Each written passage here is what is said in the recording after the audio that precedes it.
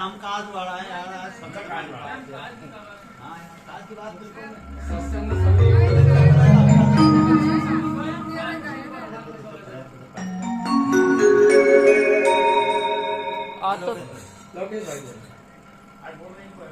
आज तो लोटा लोटा बोलो मेरे ला रही महाराज जी को लोटा लोटा भजन बोला आज।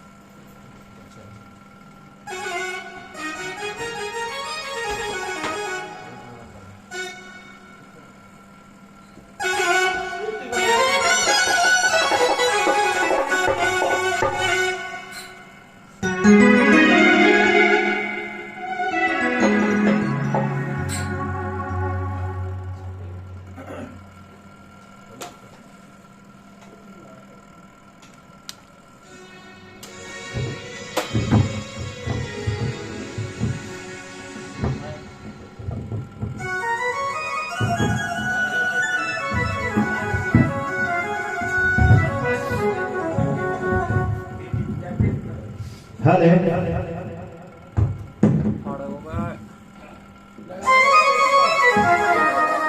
हले सिरेना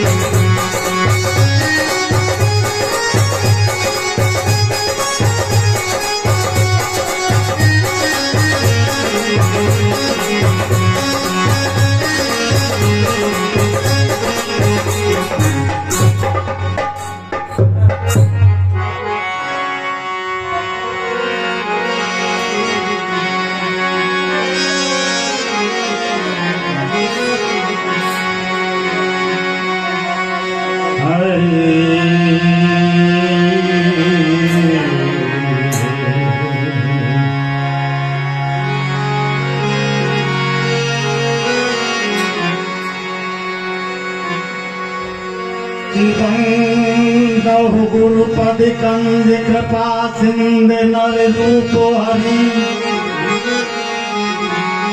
महामूल तन पुंज जासु बचन रवि करिन करे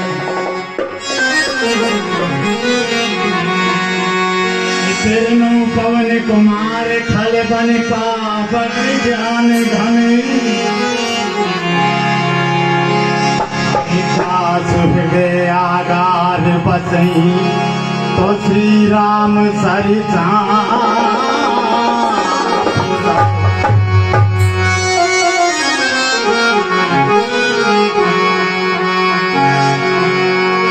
ध्यान मूलम गुरु मूर्ति पूजा मूलम गुरु पदम हरि मंत्र मूलम गुरुर्वाक्यम मोक्ष मूलम गुरु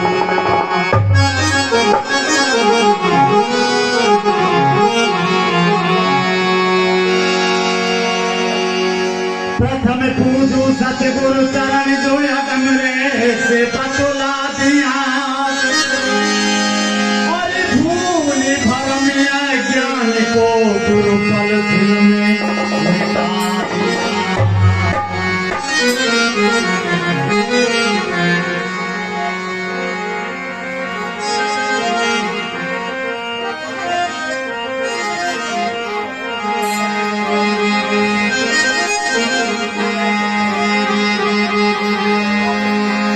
हे मेरे सतगुरु धनी साचा दो उपदेश और मुझे अपराधी जीव का तुम काटो गले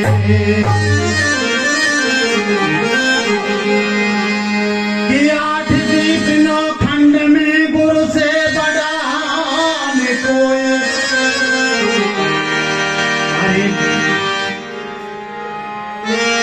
धर्मराज भी शीश झुकावे तो जहाँ जीत गुरु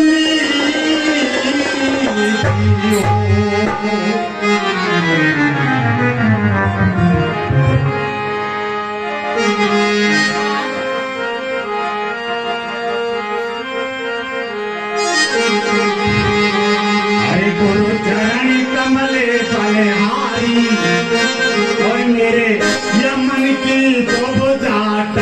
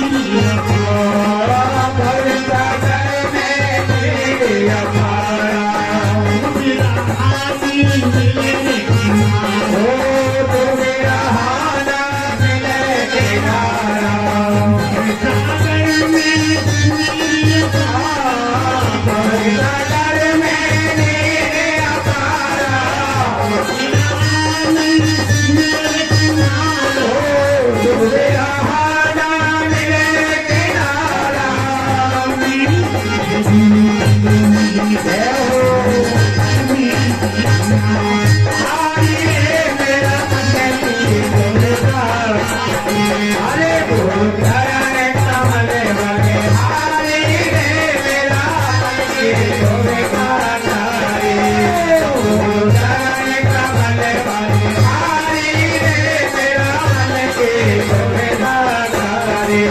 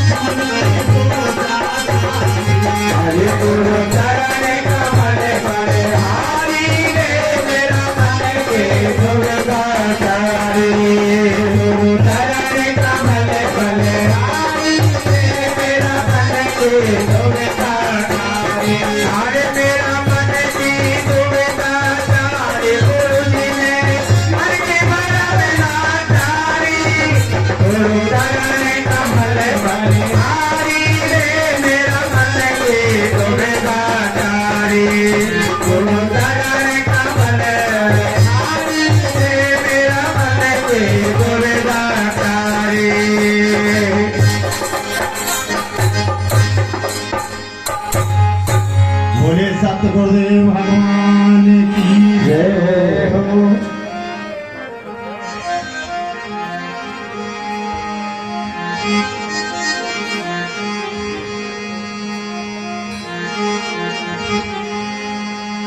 तो ये काया शीशी कांच की कोई कारीगर को काम है, अरे लागे टपका फूट जासी बंदे भजने सीताराम।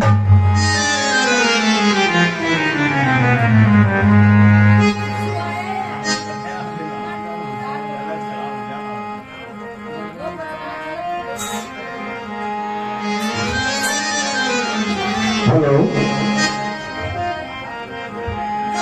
तो ये मिट्टी कहे कुम्हार से, मिट्टी कहे कुम्हार से क्या रूंदे तू बोए। अरे ये कितने सो आएगो तुम्हें रूंदूंगी तो।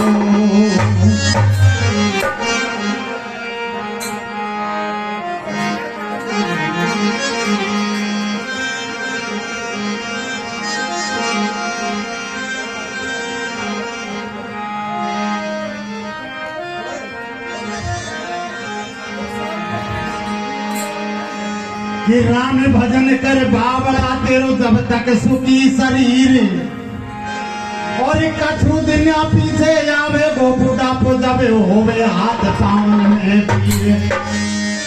क्योंकि कभी बताते हैं कि भजन करना है तो जवानी में कर, बुढ़ापा में का भजन होवे का कौन होवे। और समय बीतो जा रहा जैसा एक आंधड़ा में नीर भर ली खत्म हो जाए, ऐसा धीरे धीरे समय निकलता जा रहा है हाथ से।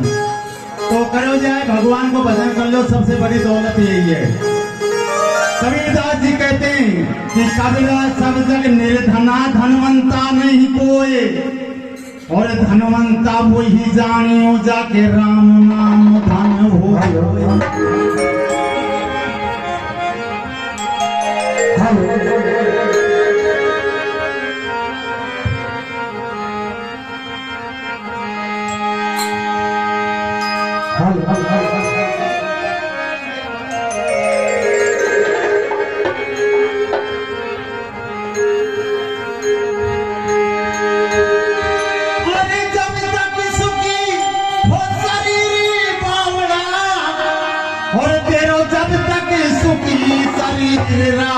गुण हरे हरि का गुण गाइले रे तेरो हर जब तक सुखी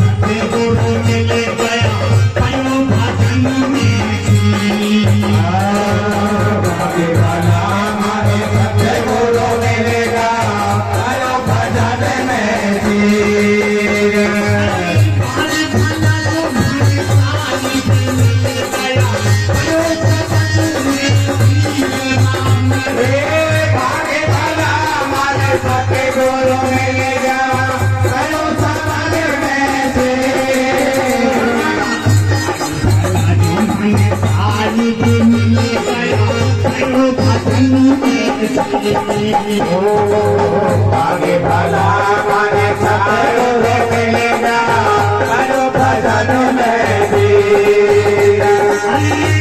राम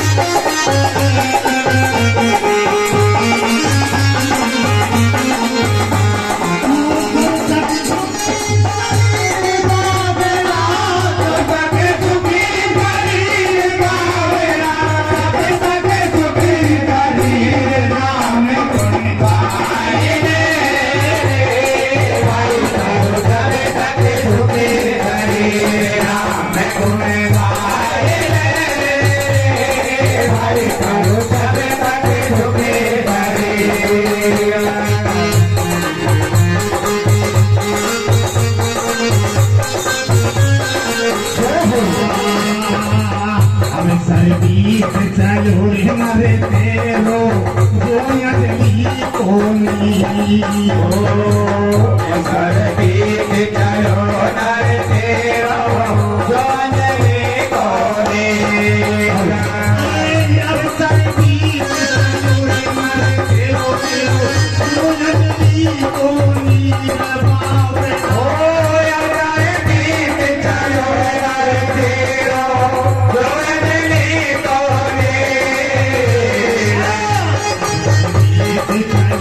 नरे तेरो जो अंजलि कोना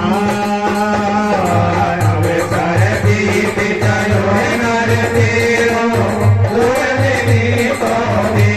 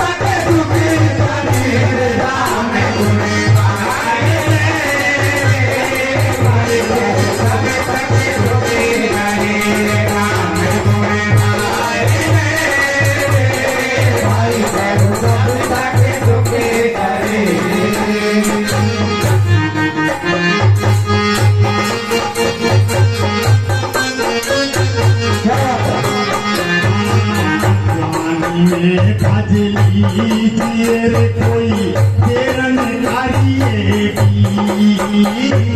स्वामी में भजली तेरे कोई तेरा ने करी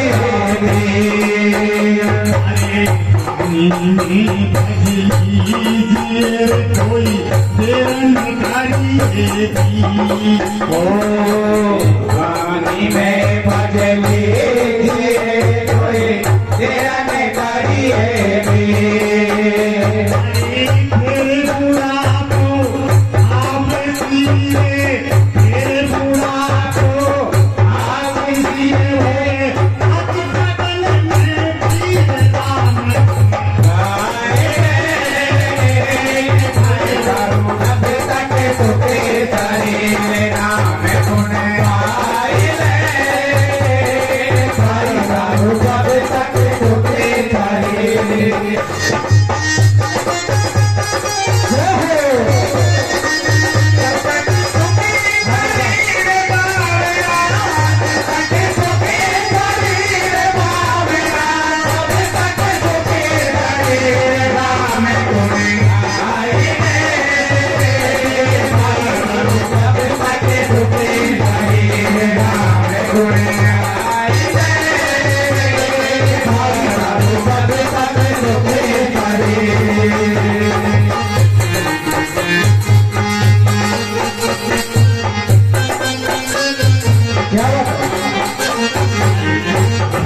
राम को देव राम जी सब पीरन को पी सब देवन को देव राम जी सब पीरन को पी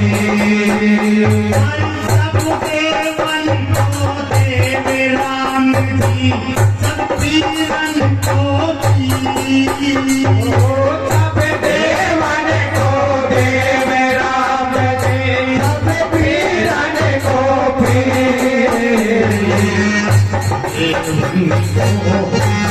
राम जी सब पीरन को पा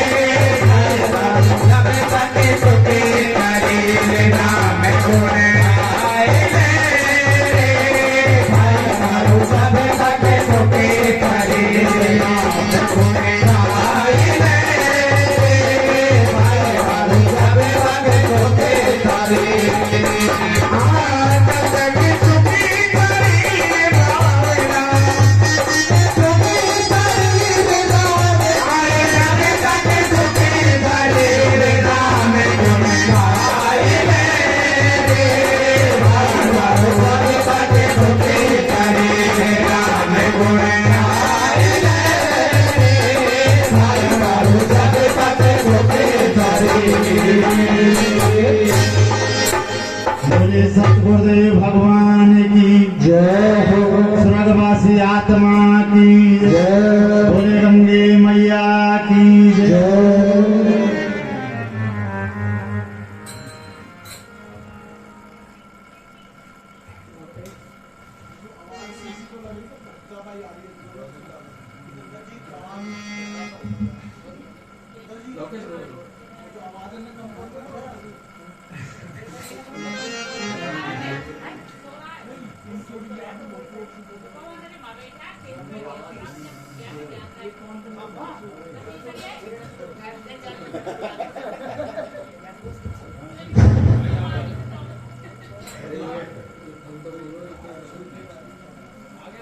हाँ जी, अब आपके सामने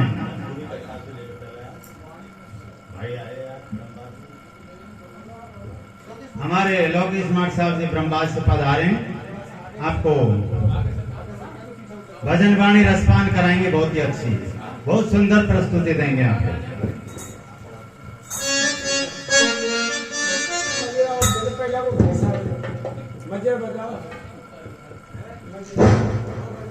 हेलो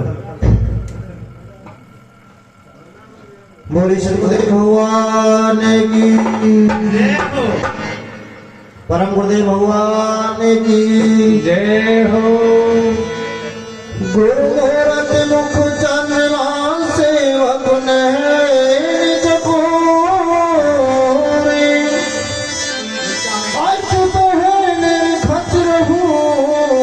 तो श्री गुरु चरण की ओर गुरु तुम्हारे चरणन की मैंने रजमान धारी नाम पढ़ी मझधार में गुरु खेच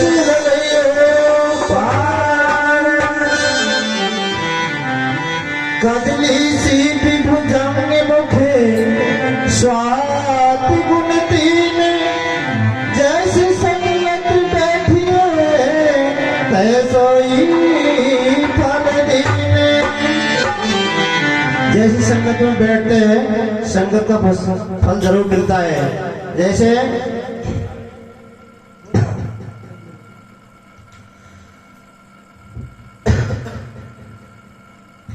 कबीर कमाई आपकी और कदे निष्फल जाए बीज बोया बबूढ़ का तो आम कहाँ से आए।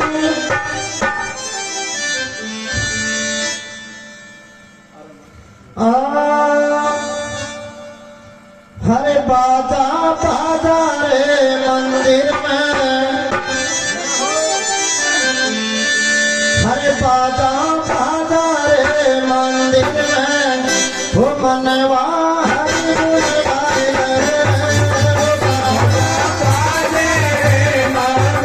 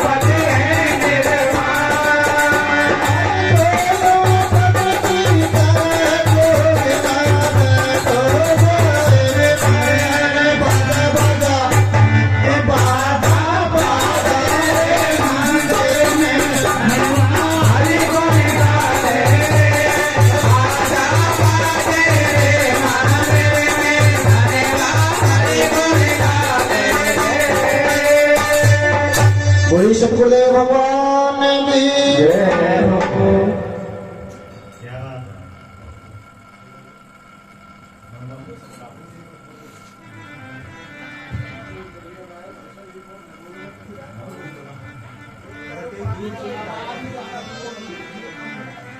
मन मेरा न माया मरी और मारे मारे गया शरीर हरिया शास्त्र तृष्णा ना मरी तो कह गया स्वयं कबीर।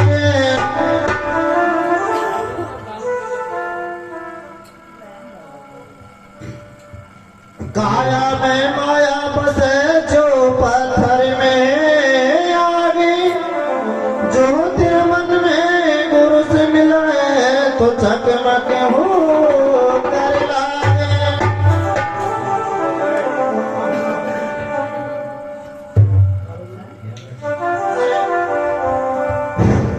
हर बंगला जब बनायो भगवान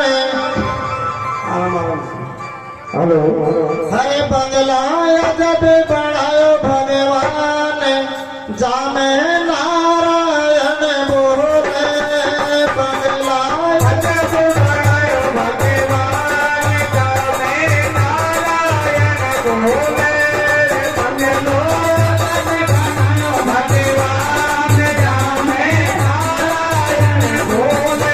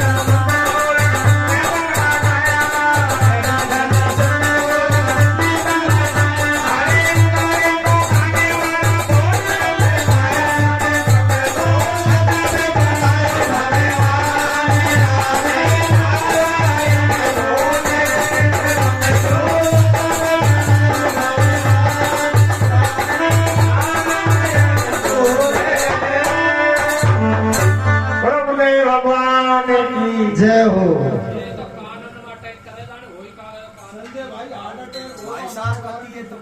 तो ये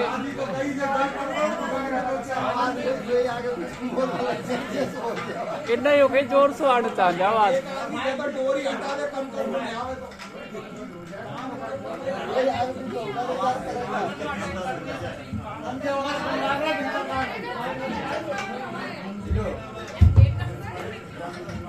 रामदास है।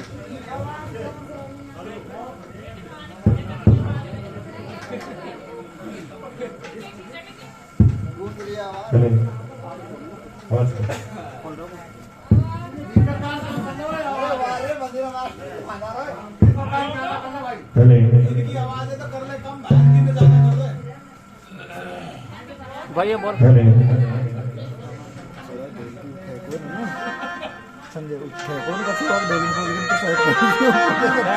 एक नंबर बता रहे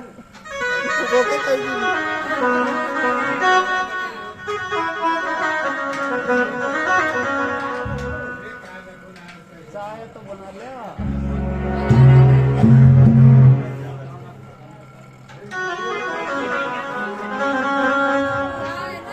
आवा लग रही है ये पड़ोसी इनके बना रही है यहाँ की पी मैं तो पी लूंगा।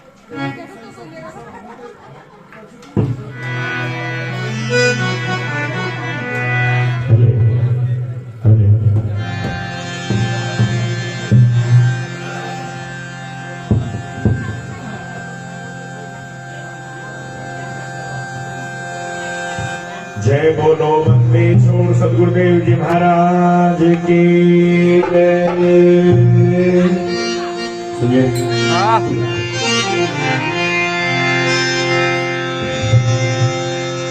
परम सदगुरुदेव जी महाराज की जय।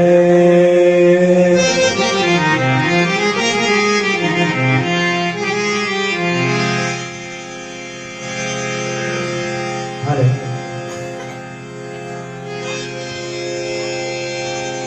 कि अखंड मंडलाकारम्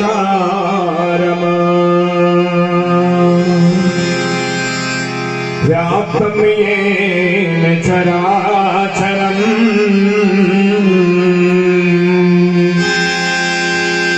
पदपदं दर्शितं येन तस्मै श्री गुरुवे नमः।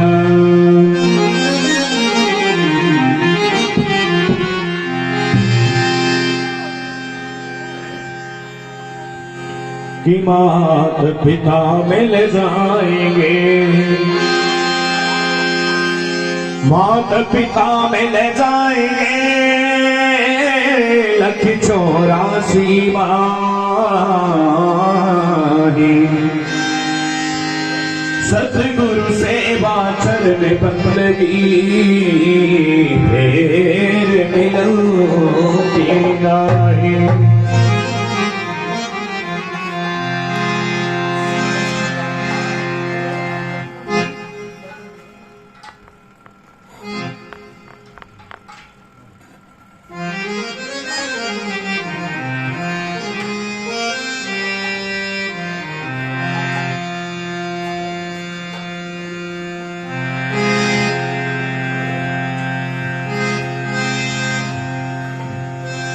कि गुरु समान दाता नहीं,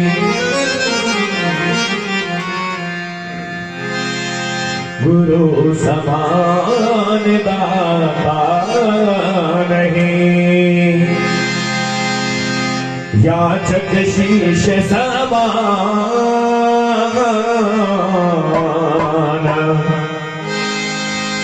तीन लोक की संपदा पल में की निदान। बोलो गुरुदेव भगवान की जय।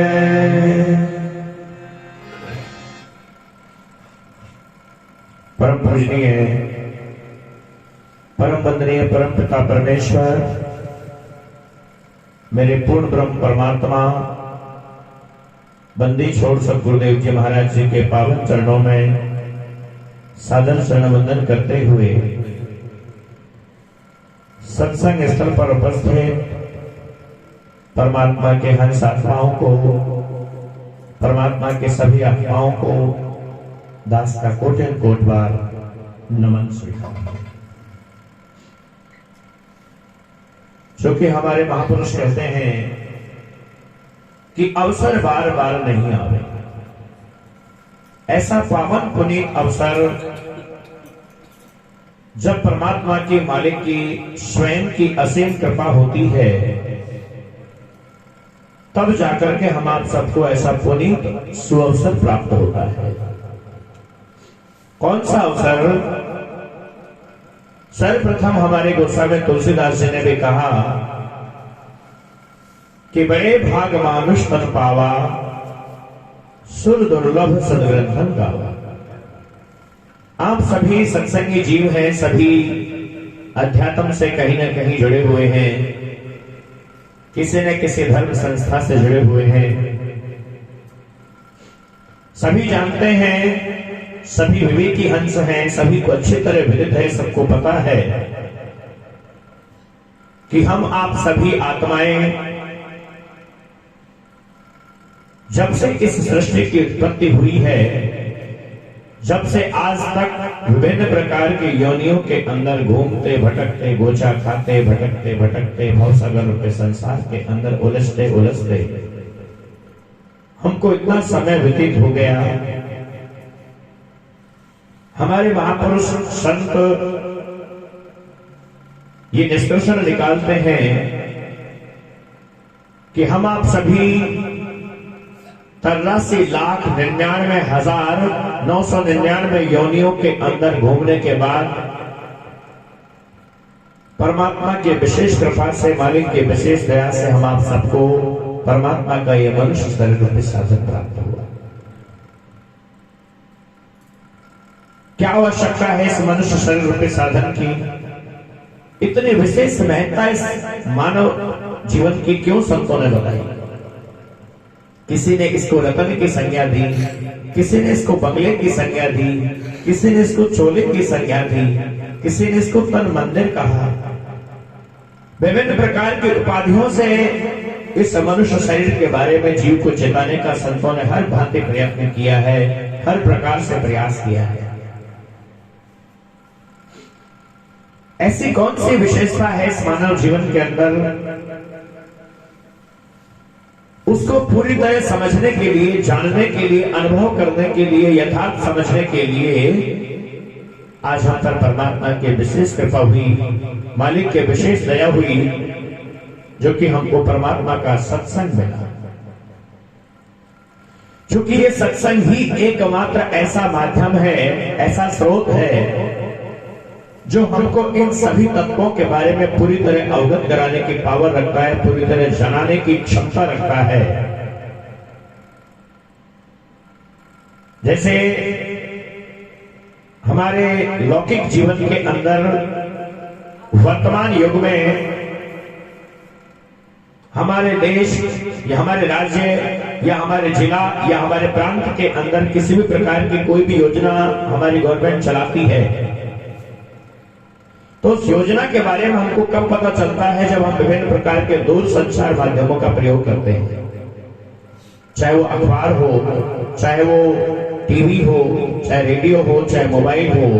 विभिन्न प्रकार के दूर संचार माध्यमों द्वारा हमको ये पता चल पाता है कि हमारी गवर्नमेंट ने हमारे लिए ये योजनाएं चला रखी हैं, और फिर उन योजनाओं के बारे में हमको लाभ लेना होता है, तो हम संबंधित विभाग में जाकर के संबंधित दस्तावेज जमा करके और उस योजना का लाभ ले लेते हैं। इसी प्रकार से इस मनुष्य शरीर रूपी साधन के अंदर जो इस शरीर को संचालित कर रही है, वो आत्मा हम आप सबके अंदर में मौजूद है। उस आत्मा कल्याण के बारे में,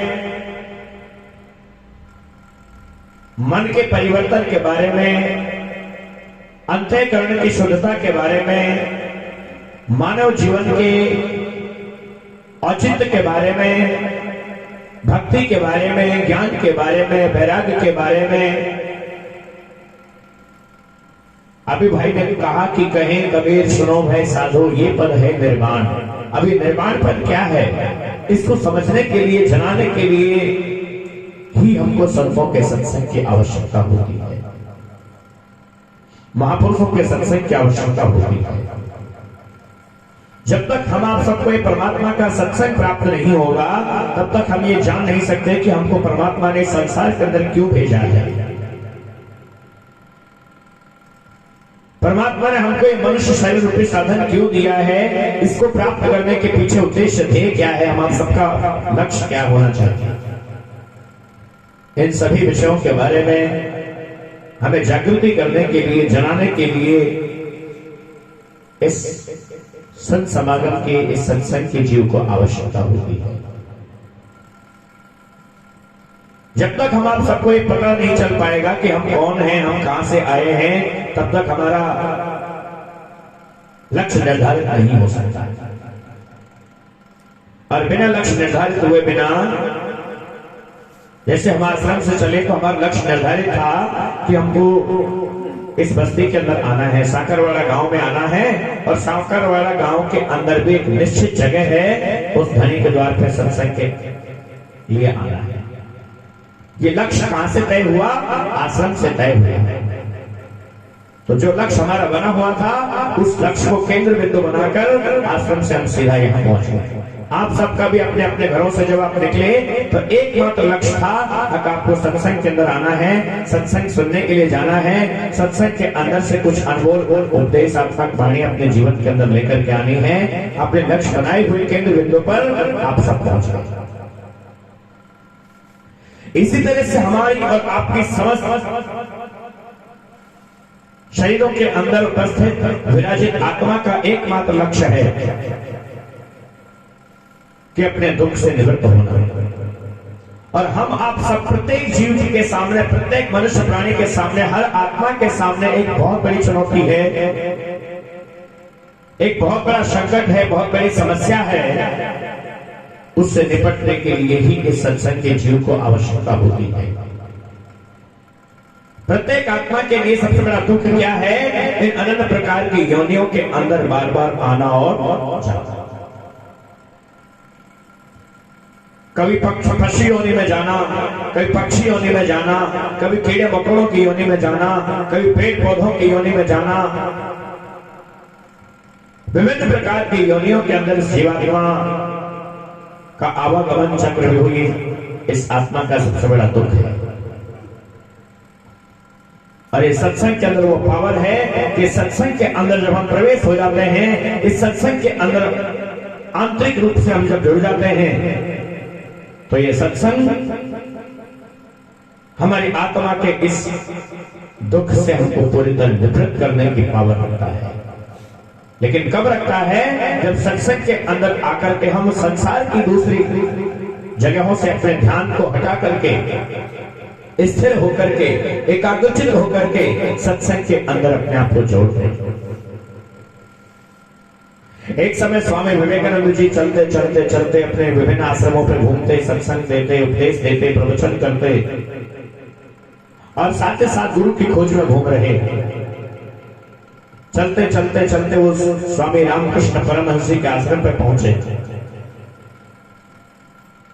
जैसे स्वामी रामकृष्ण परमहंस जी के आश्रम पर विवेकानंद जी पहुंचे, तो महाराज जी जो है कुटी के अंदर आराम कर रहे थे।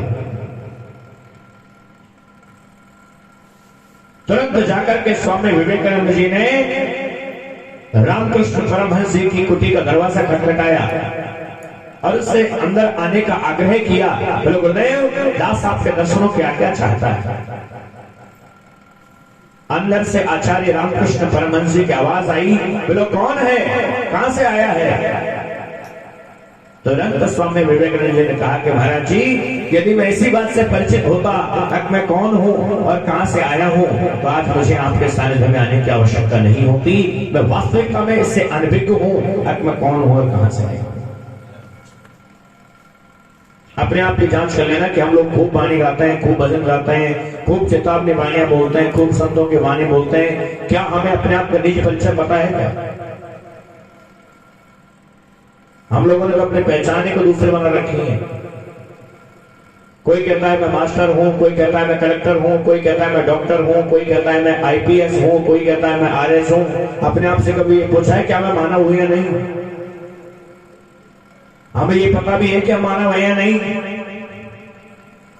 मानवीयता के तत्व जब तक हमारे अंदर में मौजूद नहीं है, हम चाहे कितने भी वेद शास्त्रों के वाणियों को गाएं और बजाएं, सुने और सुनाएं, कितने ही संसारिक दृष्टिकोण से हम विभिन्न प्रकार के पदों पर सुशोभित क्यों ना हो जाएं, पदों पर प्रतिष्ठित क्यों ना हो जाएं, लेकिन वास्तविकता में जब तक हमको अपने आप का परिचय नहीं है, तो इस मनुष्य रूपी साधन को लेने के पश्चात भी हम में एक सामान्य पशु पक्षी में, हम में कीड़े मकोड़े में कोई अंतर भेद भी नहीं हो सकता।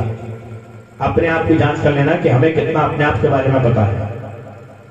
हम दूसरों के, अपने पड़ोसियों के बारे में डायरी लिख सकते हैं, निबंध लिख सकते हैं, रात दिन बैठते हैं, एक दूसरे के पास बैठते हैं, किसी तीसरे बंदे की बात करते हैं। कभी एक दूसरे के पास बैठ करके अपने आप के अंदर की खोज की है क्या कि मेरे अंदर कितने त्रुटियां हैं, मेरे अंदर कितने कमियां हैं? अपने आप के अंदर को जांचने की कोशिश की है कभी? आप तो सत्संग है, आपने जरूर की होगी, मैंने नहीं करी, इसलिए मुझे लगता है कि शायद किसी ने नहीं करी। क्योंकि जैसी मनुष्य की खुद की प्रवृत्ति होती है, संसार उसको उसी भांति नजर आता है। मैं तो अपने आप की कमी का बयान कर रहा हूं, शायद मैंने खुद ने अपने अंदर की खोज नहीं करी, मुझे नहीं पता कि मेरे अंदर मानवीयता के तत्व हैं नहीं, तो मुझे लगता है शायद किसी को नहीं पता हो। क्योंकि एक दिन भगवान कृष्ण ने दुर्योधन और युधिष्ठिर दोनों को अपने पास बुलाया। तो सबसे पहले जाकर के दुर्योधन को भेजा और दुर्योधन से कहा कि हे दुर्योधन, तुम पूरे ब्रह्मांड में जाओ, पूरे संसार में अवलोकन करके आओ और तुम ये देख करके आओ, तो मुझे इस बात का जायजा लेकर के आओ कि संसार के अंदर कितने सज्जन लोग हैं, कितने अच्छे प्रवृत्ति के लोग हैं। दुर्योधन तुरंत चला, पूरे ब्रह्मांड में अपने मायावी शक्ति के द्वारा पूरे ब्रह्मांड में घूम करके आ गया और आकर के भगवान कृष्ण से कहा कि महाराज जी, कोई थोड़ा बहुत सार रहे तो वही मैंने सब बट्टा खाते हैं, कोई लेना नहीं होगा, सब इसे मानो, कोई में भी सार रहो, कोई लेना है कम देना दो।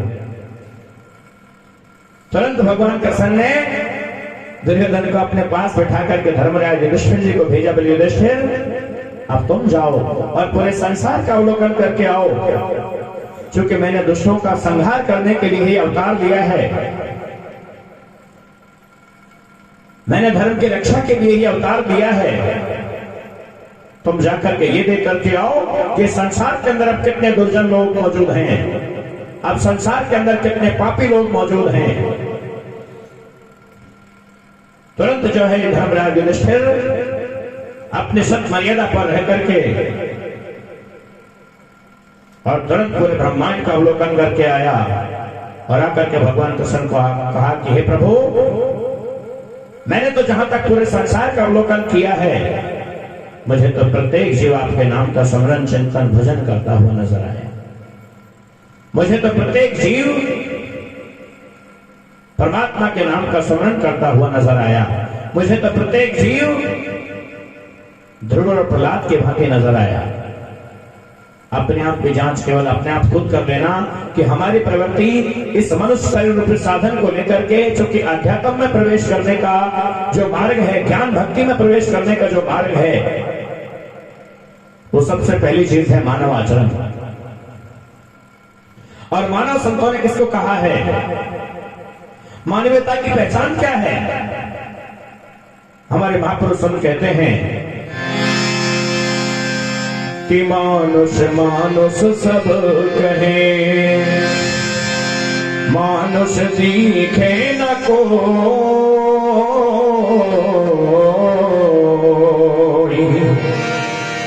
मानुष्यों से कोई जानिए जिमे गुण मानव का।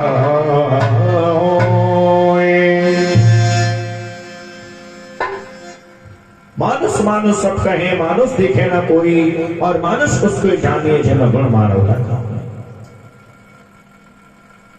बीड़ी पीना हमारा गुण नहीं है, ध्यान रखना। तंबाकू पीना मानवीयता का गुण नहीं है। सट्टा खेलना मानवीयता का गुण नहीं है। जर्दा खाना मानवीयता का गुण नहीं है। गाली काटना मानवीयता का गुण नहीं है। अपने आप को मानव कहला के बैठे हुए हैं हम, अपने आप को इंसान समझ के बैठे हुए हैं। धोखा हो सकता है, अपने आप के साथ धोखा तो कम से कम ना करें हम, क्योंकि अध्यात्म का विषय सत्संग का मार्ग, चरित्र का मार्ग है। और जब तक यहां से हमारा स्वयं का प्रमाण पत्र, चरित्र प्रमाण पत्र, खुद की रहने का प्रमाण पत्र हमारा मजबूत नहीं हो सका, तो भक्ति और भजन और ज्ञान और सत्संग तो फिर बहुत दूर है। एक कल्पनात्मक सोच हो सकती है, एक कल्पनात्मक सोच हो सकती है कि हम भक्ति को पालेंगे, परमात्मा को पालेंगे, लेकिन वास्तविकता केवल और केवल नरक के रास्ते के अलावा सुनो आराम से आप रिजल्ट तो बन गई ना, ये तो गई कर दूंगा तो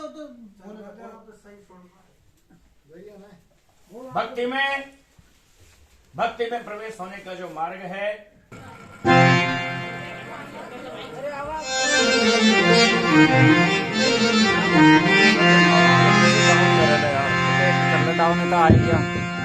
चले तो देखो, बोलो गुरुदेव भगवान की जय।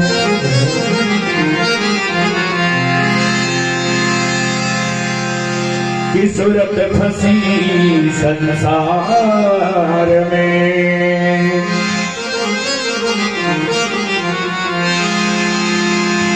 सूरत फंसी संसार में, जासे पड़ गई दूर, सूरती बांध स्थिर करो, सहज ही मिले हुजूर। सूरत फंसी संसार में, जासे पड़ गई दूर, और सूरत बांध स्थिर करो, सहज ही मिले हुजूर। क्योंकि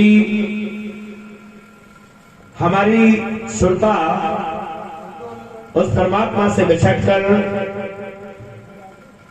जब तक मन और इंद्रियों के साथ में लिप्त है, तब तक ये परमात्मा से बिछड़ी हुई है। सत्संग में प्रवेश हुए बिना, सद्गुरु का सानिध्य प्राप्त किए बिना इस जीव की हालत बड़ी प्रबल है। जैसे कुंवारी कन्या को यदि ये पूछा जाए कि तेरा ससुराल, तेरा पति कहां है, तो नहीं बता पाएगी, क्योंकि न तो कभी ससुराल गई और न उसको अपने पति का पता। यही हालत चाहे कोई सत्संगी हो, चाहे कोई ज्ञानी हो, चाहे कोई भगत हो, चाहे कोई जो है पुजारी हो, चाहे कोई भी हो, यही हालत हम आप सबकी भी है। जब तक हमको तत्वदर्शी सद्गुरु का सानिध्य प्राप्त नहीं होगा, जब तक हमारे अंतर में सुर्त और शब्द का मिलाप नहीं होगा, तब तक वास्तविकता केवल इतनी है कि हम अपने आप के निज परिचय से अपरिचित हैं, अपने निज लक्ष्य से भटके हुए हैं। जिस लक्ष्य को पाने के लिए, जिस निर्वाण पद को पाने के लिए परमात्मा ने हमको यह मनुष्य शरीर रूपी साधन दिया, उससे हम तब तक रूबरू नहीं हो सकते जब तक कि हमको किसी तत्वदर्शी सद्गुरु का सानिध्य प्राप्त न हो, और जब तक हमारे सुर और शब्द की एकता न हो सके। शब्द बिना सुरती आंधड़ी कहे कहां को जाए, और द्वार ना पावे शब्द का तो फिर होता है। और बिना सुरती के शब्द के मिलाप के बिना हमारे मन की जो अस्थिरता है, हमारे मन की जो चंचल प्रवृत्ति है, हमारा मन का जो भटकाव है, वो कभी खत्म नहीं हो सकता। क्योंकि आज लक्ष्य कुछ अलग है। हम आप सभी जिस उद्देश्य से यहां बैठे हुए हैं, वो हमारे बीच से प्रस्थान की हुई आत्मा को अपने शब्द, सत्संग, उपदेश, वाणी की साक्षी के लिए हम आप सब बैठे हुए हैं। उसी बात को मद्देनजर रखते हुए सत्संग को थोड़ा सा स्थिति में ले जाना जरूरी होता है।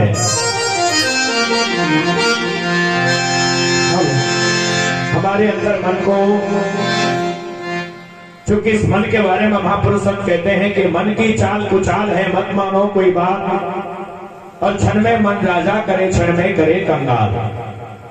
क्षण में करे कंगाल ऐसा मन पाजी, और क्षण में चढ़े तुरंग लड़े लोहा की बाजी। कहे कबीर ये मन चाल चले पवन की, और क्षण में मुक्ति हो जो कोई बाजी जीते मन की। तो इस मन का बहुत बड़ा विस्तार है। इस मन के विस्तार को वर्णन के लिए समय का पूर्णतः अभाव है। इस मन पर हम पूरी तरह काबू, नियंत्रण, अंकुश कैसे लगा पाएंगे? वो परमात्मा के नाम के सिवा और कोई दूसरा ऐसा रास्ता नहीं जिस नाम के बगैर इस मन पर पूरी तरह स्थिरता आ सके।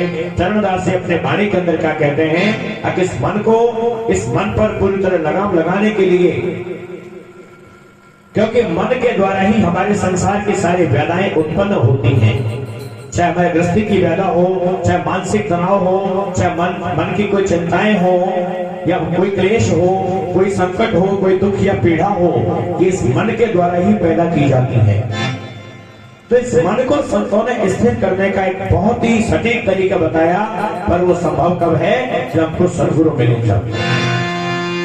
क्या है वो? हम वाणी के द्वारा समझने की कोशिश करते हैं।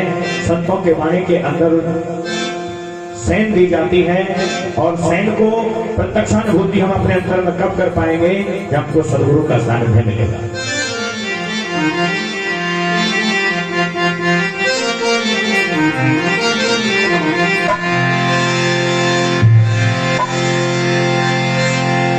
ओ भयो गुरु शब्द में मतवाला, भयो गुरु शब्द में मतवाला, भयो गुरु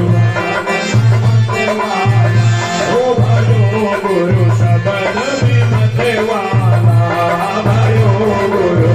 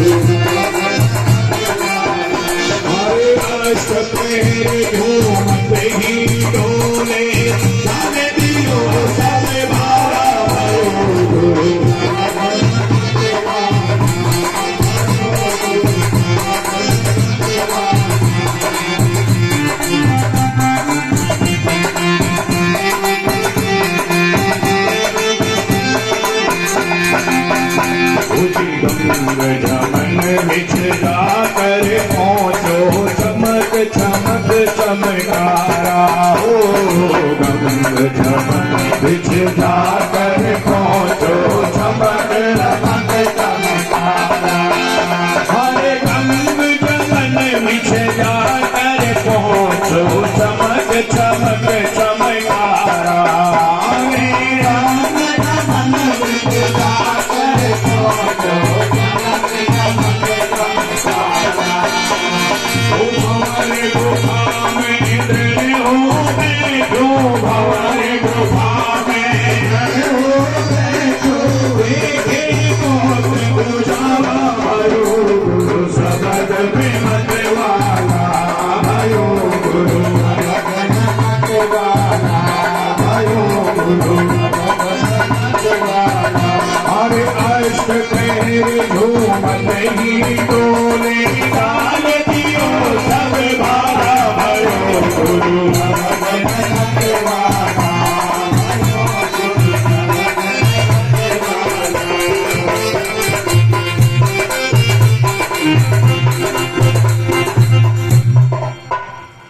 चरणदास जी अपने वाणी के अंदर कहते हैं, भयो गुरु शब्द में मतवाला। मन को गुरु शब्द में कैसे जोड़ा जाता है? हम आप सभी कहते जरूर हैं कि श्वास श्वास पर नाम रट बैठा, श्वास मत खोए, और न जाने किस श्वास का आवन होए न होए। लेकिन बिना सतगुरु का सानिध्य प्राप्त किए बिना हमको ये पता नहीं चल सकता कि श्वास से संतों ने नाम को क्यों जोड़ा है। श्वास से नाम का क्या संबंध है और नाम से श्वास का क्या संबंध है। क्योंकि हमारे महापुरुष कहते हैं अश्वासा माही शब्द है, जाने बिरला कोई, और जिनको सतगुरु मिल गए उनको ही मालूम हो। लेकिन अब कोई ये कहे कि श्वास के साथ में किसी भी नाम को जोड़ दो, कोई भी नाम को जोड़ दो, वही श्वास में जुड़ जाएगा। श्वास श्वास में कभी राम राम राम राम ओम राम ओम, इनसे पार नहीं पड़ेगी। हमारी श्वास हम अंदर लेते हैं, नाभि कमल से श्वास उठती है, त्रिकुटी कमल तक श्वास जाती है। श्वास हम अंदर लेते हैं तो इसमें भी अलग शब्द है, और हम श्वास छोड़ते हैं तो उसमें भी अलग शब्द है। लेकिन बिन सत्संग समझ नहीं आवे, और सतगुरु बिना भेद नहीं पावे। जब तक श्वास से हमारा नाम से हम परिचित नहीं है, तो बिना श्वास के और नाम के एक हुए बिना इस मन पर काबू पाना असंभव है। इस मन पर नियंत्रण पाना असंभव है। ब्रह्मांड की कोई शक्ति नहीं, कोई पावर नहीं जो इस मन को नियंत्रण में रख सके, और बिना मन को नियंत्रण में रखे बिना हम अपने लोक और परलोक की व्याधा से मुक्त नहीं हो सकते। क्योंकि इन सारी व्याधाओं का जो मूल जड़ है ना, इन सारी व्याधाओं का जो मूल करता है वो मन है। ये मन ही हमको सुख और दुख का आभास कराता है। ये मन ही हमको हर्ष और शोक का आभास कराता है। ये मन ही हमको हानि और लाभ का आभास कराता है। वो कंडीशन कौन सी है, वो स्थिति हमारे अंदर में कैसे आएगी जब हानि लाभ सुख दुख हर्ष शोक हर स्थिति में हमारा मन सम हो जाए। और जब मन ही सम हो जाएगा तो ब्रह्मांड में समस्याएं कभी उत्पन्न हो ही नहीं सकती, चाहे इस लोक की हो चाहे उस लोक की हो, चाहे गृहस्थी की हो चाहे पारलौकिक की हो, हमारी आत्मा की हो। वो संभव कब है? संतों ने हल्की सी सेंध दी, गंग जमन बिच जाकर पहुंचो, चमक चमक चमकारा, और भंवर गुफा में दृढ़ हो बैठो, देखे बहुत उजाला। वो गंगा यमुना की बात नहीं है, क्योंकि उन गंगा यमुनाओं में आप जाओगे तो वहां केवल और केवल हमारे शरीर का शुद्धिकरण हो सकता है, हमारे शरीर की मैल छूट सकता है, हमारे शरीर पर चमक आ सकती है। लेकिन पहली गंगा कौन सी है? सत्संग रूपी गंगा। सत्संग रूपी गंगा के अंदर जब हम आते हैं तो हमारे हृदय के अंदर जागृति होती है। जैसे मकान है, इस मकान के अंदर लाइट है तो लाइट से घर प्रकाशित है, घर में उजाला है। कमरे के अंदर दीपक जला हुआ है तो दीपक से कमरा प्रकाशित है। जिस प्रकाश की वजह से कमरे में, इस घर में रखी हुई सारी वस्तु को हम लोग देख लेते हैं। इसी प्रकार से पहली गंगा तो क्या है? सत्संग रूपी गंगा, जहां ज्ञान प्रकाश संतों के द्वारा हम जीवों को कराया जाता है।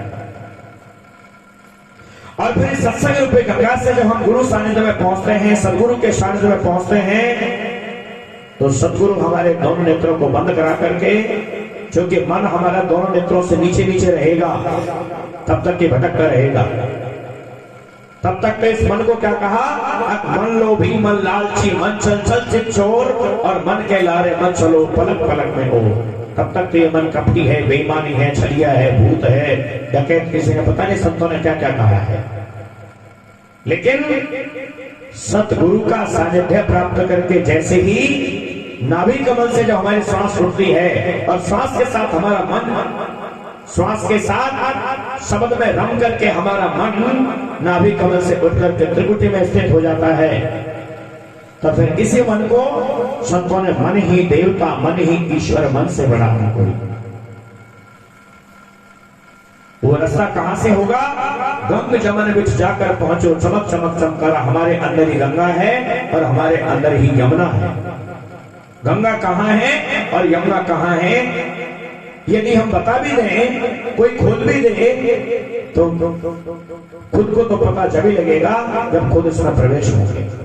खुद के पास में उस ब्रह्म ज्ञान का रास्ता होगा, खुद के पास में उस तीसरा नेत्र का रास्ता होगा, खुद के पास में अपने अंतर के पट को खोल करके खुद के अंदर प्रवेश होने का मार्ग होगा।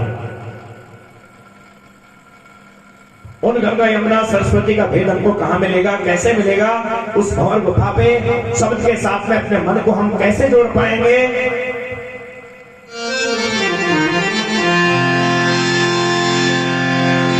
पिघला पिघला ऊपर पहुंचो सुसमन बाटे उगाला हो, पिघला पिघला ऊपर पहुंचो सुसमन बाटे उगाला, पिघला पिघला ऊपर पहुंचो सुसमन बाटे उगाला,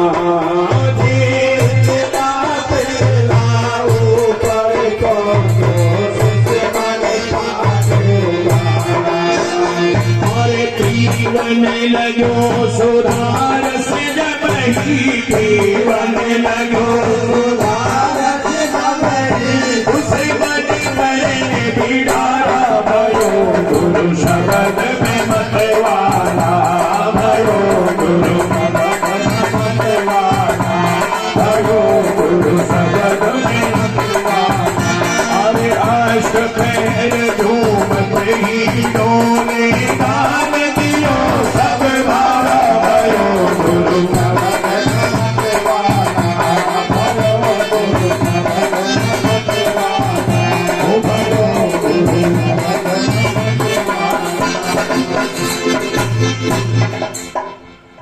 जन्मदास से अपने वाणी के अंदर कितना सुंदर हमको साइन देते हैं, संकेत देते हैं। इंगला पिंगला ऊपर पहुंचो सुस्वन पाठ उघाड़ा। हमारे अंदर इंगला कौन सी है, पिंगला कौन सी है?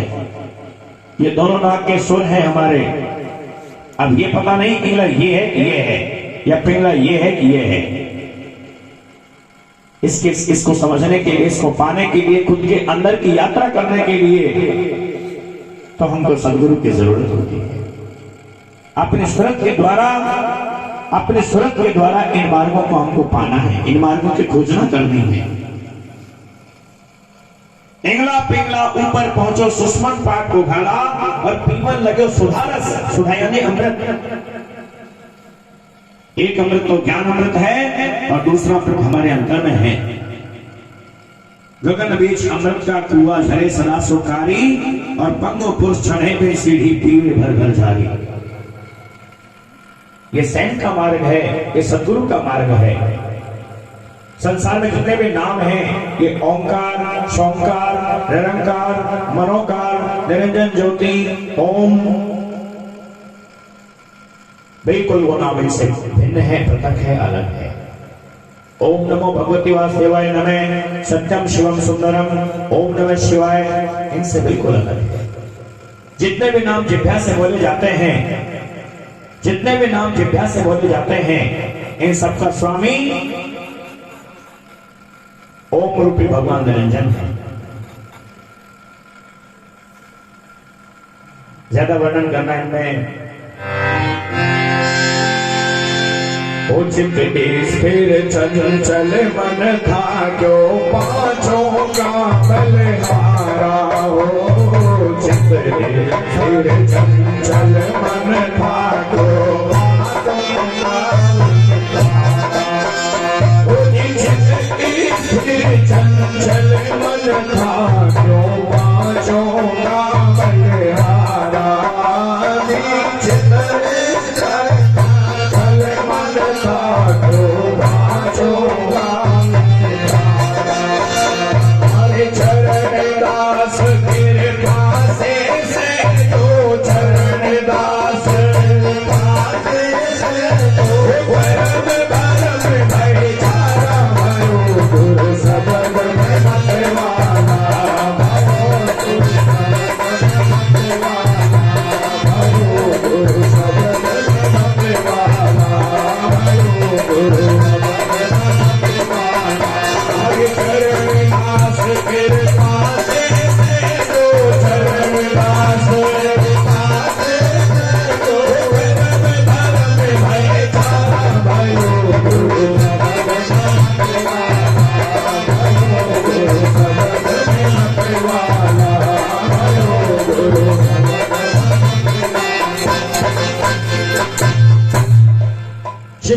स्थिर चंचल मन था क्यों पांचों का बलहारा। पांच कौन है?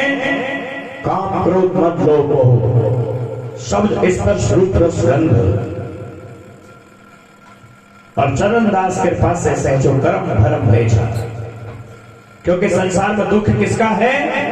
कर्मों का। सुख किसका है? कर्मों का। हमारे महापुरुष संत कहते हैं कि कर्म प्रधान तो ही खिलावत कर्म करे सो छत्रपति पुनि हुई, और कर्म से पूत सपूत कहावत कर्म करे सो करे नहीं कोई। काहे गुमान करे नर मूरख तेरा कर्म समान सगा नहीं कोई, और कर्म घटो लंका पति को जब सोना के लंक पलक में कोई। संसार के अंदर सारा जो चक्र है, सारा जो जाल है, वो कर्म का है। हमारे ग्रस्त जीवन में हमारे सामने कोई भी भेदा उत्पन्न होती है तो कर्मानुसार होती है। और जब सदगुरु के सानिध्य में जाकर के कर्म रूपी जंजीर को सदगुरु नाम रूपी तलवार से काट देते हैं, तो जब कर्म ही कर जाएगा तो दुख और सुख की वेदना रहेगी कहां? वो नाम कौन सा है जिस नाम के बारे में संत संकेत देते हैं कि कट गया कर्म कलेश धर्म भय भाग्यो रे भाग्यो। कर्म कलेश धर्म और भय से मुक्त होने के लिए हमको सदगुरु की जरूरत है, तत्वदर्शी संतों के सानिध्यता की जरूरत है। न तो कर्म गाना गाने से कटेगा, न कर्म सुनने सुनाने से कटेगा, न कर्म भजन गाने से कटेगा, न किताब में वाणी पढ़ने से कटेगा। कर्म कटेगा तो केवल सदगुरु का सानिध्य प्राप्त करके चलते खाते उठते बैठते नाम का स्मरण, नाम का जाप और नाम का भजन करने से कर्म कटेगा। भजन सुनना और सुनाना एक जागृति हो सकती है, बाकी भजन किए बिना हमारा कर्म रूपी बंधन कट नहीं सकता, और बिना कर्म रूपी बंधन कटे बिना लोक और परलोक में हमको कदाचित शांति मिल नहीं सकती। इसलिए माता हो चाहे बहन हो चाहे सत्संगी हो चाहे ज्ञानी हो, सबको बारंबार पूज्य गुरुदेव जी महाराज जी के सिद्धांत अनुसार नमन करते हुए, वंदन करते हुए इतना ही निवेदन है, इतना ही आग्रह है कि परमात्मा ने इस बार हमको गोल्डन चांस दिया है, इस बार विशेष अवसर दिया है। इस मनुष्य रूपी साधन को पाने के बाद भी, संतों के सत्संग के अंदर बैठने के बावजूद भी यदि हम परमात्मा के नाम से नहीं जुड़े तो इससे बड़ा दुर्भाग्य है, इससे बड़े अभाग्य हम कदाचित हो नहीं सकते। जैसे गंगा जल के अंदर रहते हुए भी हम प्यासे के प्यासे हैं, ऐसे मछली रात दिन जल में रहती है पर फिर भी वो जल में रहते हुए प्यासी है। कहीं यही हालत हमारी तो नहीं है कि हम रात दिन सत्संग में तो रहते हैं, संतों की वाणी तो सुनते हैं, संतों की वाणी पढ़ते तो हैं, संतों की वाणी सुनाते तो हैं, पर फिर भी उस मरम के जाने बिना कहीं हम प्यासे तो नहीं है। खुद की जांच खुद कर लेना, खुद की जांच खुद कर लेना। ये विशेष संकेत सत्संगी जीवों के लिए है, क्योंकि आप सभी विवेकी हैं, आप सभी हंस हैं, आप सभी मर्म को जानने वाले हैं। हमको अपने अंदर में वो हंस प्रवृत्ति जागृत करनी है। जैसे हंस होता है, वो हंस एक ही पात्र के अंदर दूध और पानी दोनों होते हैं, लेकिन हंस की पावर होती है कि वो दूध को पी जाता है और पानी को छोड़ देता है। इसी तरह से सत्संग के अंदर भी कम से कम हम अपने आप के साथ तो धोखा ना होने दें। हम संतों के वाणी के द्वारा जीव को चेताना चाहते हैं कि हे जीव, तो परमात्मा का भजन कर, पर हम स्वयं कितना करते हैं? हम स्वयं कितना करते हैं कि तुमको खुद को पता होगा। अपने आप की जांच खुद कर लेना चाहिए। सत्संग दूसरों से करने के बजाय स्वयं के अंदर की बात को समझना, और स्वयं के अंदर में उस निज सत्संग से हम जुड़ जाते हैं तो एक क्षण मात्र का सत्संग एक तरफ हो, और आपके द्वारा करोड़ों स्मरण, करोड़ों जाप, करोड़ों वाणियां, करोड़ों ज्ञान चर्चाएं एक तरफ। सत्संगति आदि घड़ी सुमरन वर्ष 50 और वर्षा वर्ष एक घड़ी झरना वही 12 मास। जैसे एक घड़ी की वर्षा पूरी पृथ्वी को जल से तरबितर कर सकती है, इसी प्रकार से सदगुरु के द्वारा हमको एक पल के सत्संग के सैन वो पावर हमारे अंदर जनरेट कर सकती है, वो शक्ति हमें प्रदान कर सकती है, जिसके प्रभाव से यम और काल की हिम्मत नहीं कि वो हमारे आसपास भी रह सके। लेकिन कहना अलग चीज है, और इस पावर को खुद के अंदर रमाना और इस पावर को खुद के अंदर लागू करना दूसरी चीज है। ये पावर कहीं बाहर से नहीं आएगी, कहीं दिल्ली जयपुर अलवर से नहीं आएगी, कहीं पाकिस्तान बांग्लादेश से नहीं आएगी। ये पावर खुद के अंदर ही है, लेकिन सदगुरु के बिना, संतों के बिना हम अब इस पावर को जागृत नहीं कर पाएंगे। अब करना तो खुद को ही पड़ेगा। सत्संग के अंदर केवल जागृति हो सकती है, सत्संग के अंदर संतों के द्वारा, महापुरुषों के द्वारा जीव को जगाया जा सकता है। अभी कहा ना भाई ने, घना दिन सो लिया रे अब तो जात मुसाफिर जाग। हम भी खूब श्रृंगार रहे हैं, खूब गा रहे हैं, खूब बजा रहे हैं, लेकिन खुद का ही नहीं पता कि हम खुद वास्तविकता में जगे हुए हैं या सोए हुए हैं। कहीं मेरी नहीं हवा में तो नहीं रहेगा। अपने आप की जांच खुद कर लेना। बोलो गुरुदेव भगवान की, बोलो संत समाज की, अपने अपने माता पिता गुरुदेव भगवान की, सत्संग भगवान की, आदि गणेश जी महाराज की, ब्रह्मा विष्णु शंकर भगवान की, और जाने अनजाने में कोई गलत